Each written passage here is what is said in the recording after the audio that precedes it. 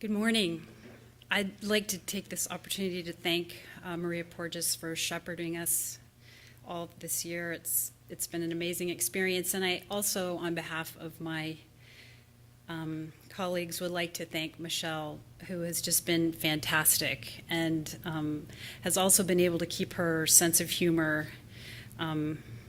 during some pretty difficult and interesting times. So thank you, Michelle, wherever you are.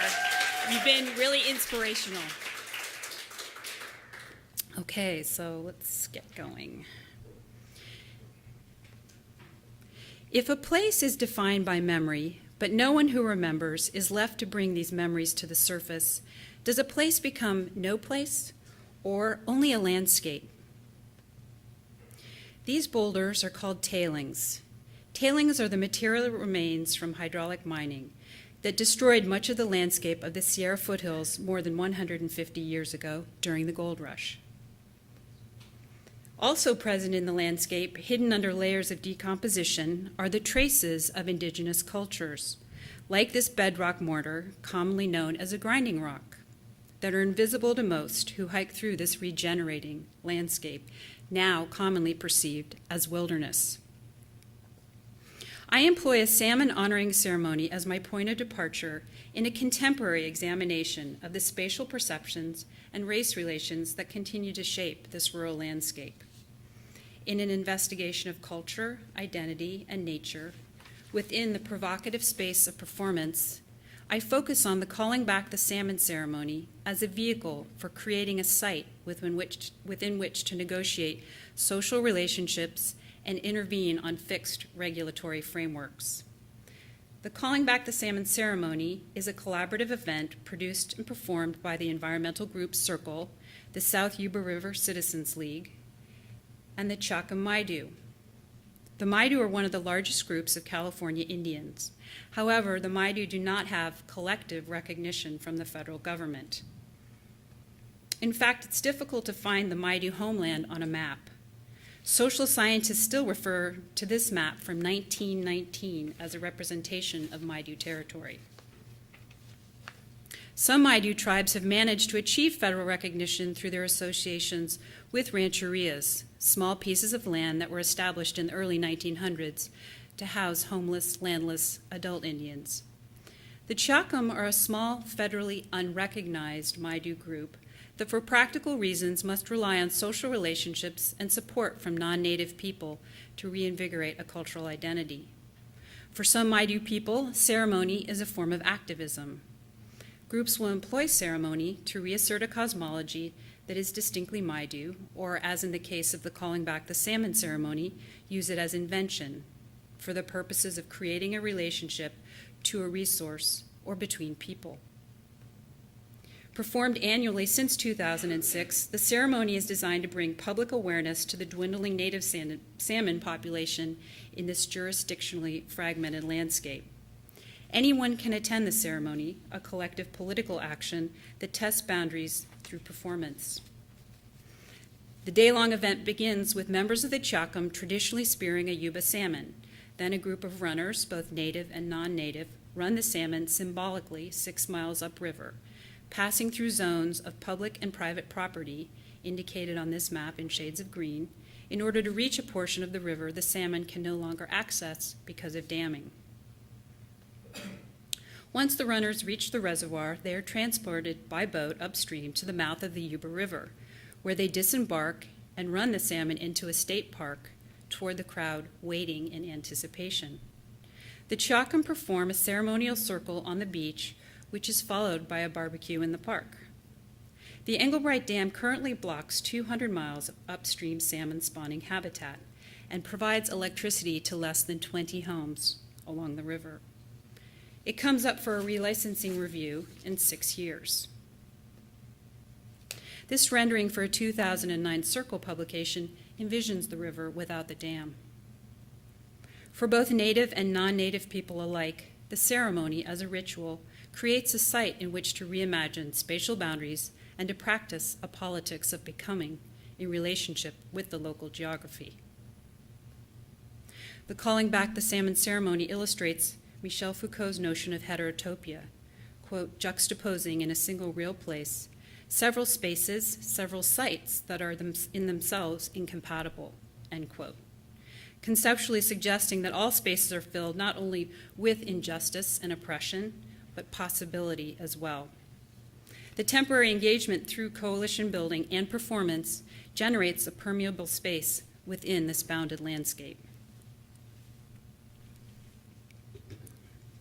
In my project, I historicized two forms of visual representation, the grid system of measurement and landscape photography, as two among the many Western practices that contributed to a framework of coloniality that still marginalizes Native people in this region.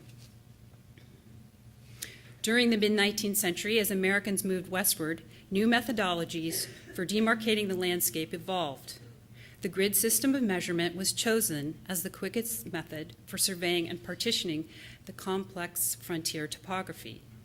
Parallel and perpendicular lines, apparent in this map of Nevada City, manifested as roads, neighborhoods, and eventually towns. While cartographers imposed invisible lines across the western frontier, asserting European American dominance, the emerging practice of landscape photography helped to visualize an ideology of entitlement.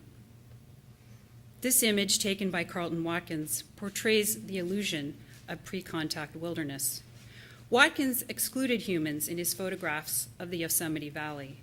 By not representing the Native people who lived in the valley, Watkins' imagery, like the gridded maps, perpetuated the idea that European Americans were the first people to discover this landscape. In this photograph of Half Dome, the dark shadows of the cliff face emphasize the vastness of the valley beyond.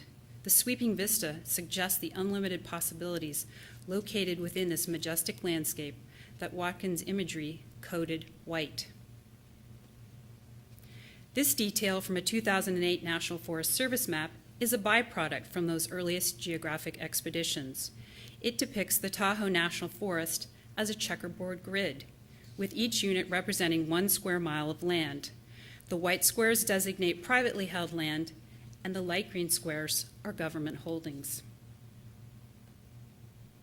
Illustrating a Western ideology of nature, this map portrays land as something to be administered. According to this map's legend, the lines that cut across the grid represent the national forest boundary, administrative forest boundary, ranger district boundary, state boundary, wilderness boundary, and so on.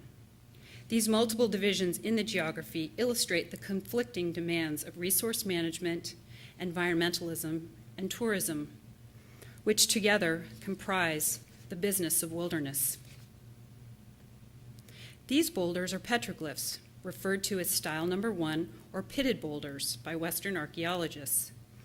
Arguably, they functioned as maps for indigenous people, material countermaps to the Western abstract method of depicting the landscape.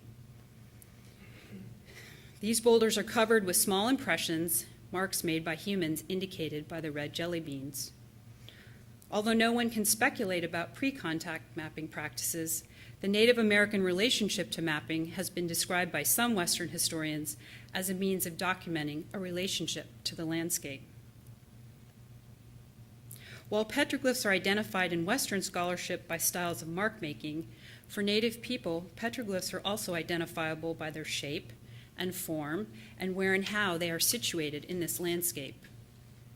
These petroglyphs are currently located on private property, and like many features in the local geography, they are inaccessible to contemporary Maidu people. Along with other material objects existing within this landscape, such as rivers, trees, and buttes, petroglyphs were integrated into and are still integral to Maidu myths and stories as the material elements of an embodied Maidu cultural identity. The inability to connect and interact with these features in the landscape perpetuates a sense of incompletion in the Maidu cultural system. Although the identity of Maidu cannot be represented as a singular identity, it is a place-based identity.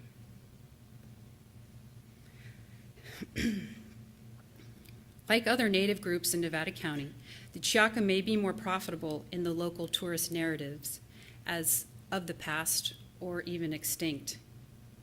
These two images from a series by artist Sig Jackson portray the common perception of Indianness in the public imagination, as most often symbolized by the Plains Indians.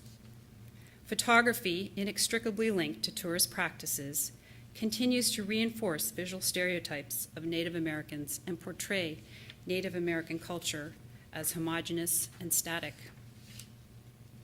More than 20 years ago, critical anthropologist James Clifford noted that the general perception of the American public was that quote, Native American societies could not, by definition, be dynamic, inventive, or expansive, end quote.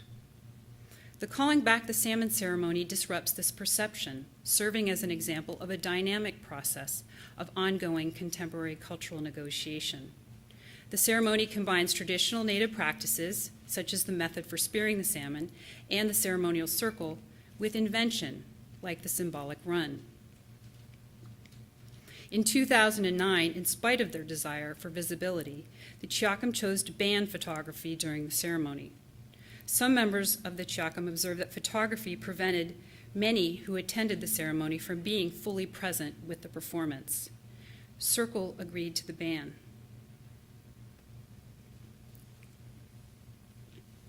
There were no photographs or videos taken at the 2010 ceremony that I attended.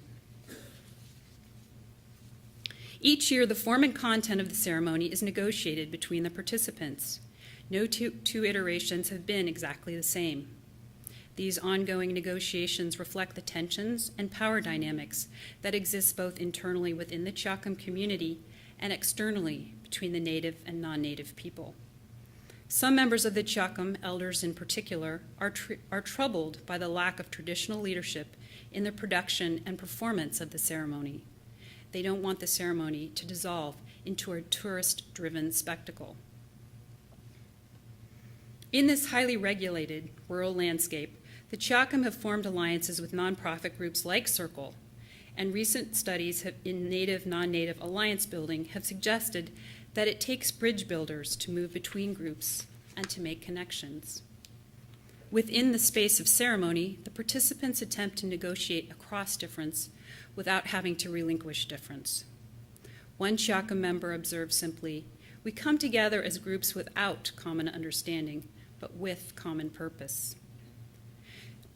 The ceremony as a site to negotiate conflict, recognize difference, and wholly embody place through performance demonstrates the notion that place, like the subject, is a site of becoming, the opening for politics.